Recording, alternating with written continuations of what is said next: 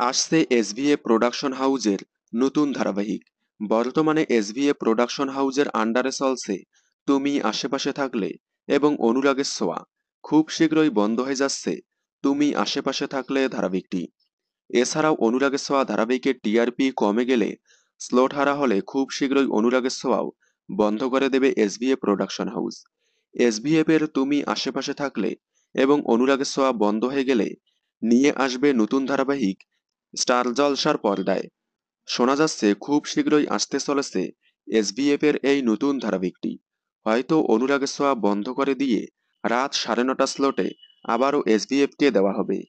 SVF এর এই নতুন ধারাবাহিকটি হয়তো তেলেগু ভাষার জনপ্রিয় ধারাবাহিকের রিমেক হতে চলেছে। কারণ এসভিএফ রিমেক ধারাবাহিকের প্রেজেন্টেশন দুর্দান্ত করে, যার কারণেই টিআরপিতে বাজিমাত করতে পারে। হয়তো কার্তিকা দীপম সিজন 2 রিমেক আসতে পারে স্টার জলসার পর্দায়। আপনারা এসভিএফ এর নতুন ধারাবাহিকটিতে প্রধান নায়ক নায়িকার চরিত্রে কাদেরকে দেখতে চান কমেন্টে জানাবেন। বিনোদন জগতের সকল আপডেট সবার আগে পেতে চ্যানেলটি সাবস্ক্রাইব করে পাশে থাকা বেল আইকনে ক্লিক করে রাখুন। ধন্যবাদ।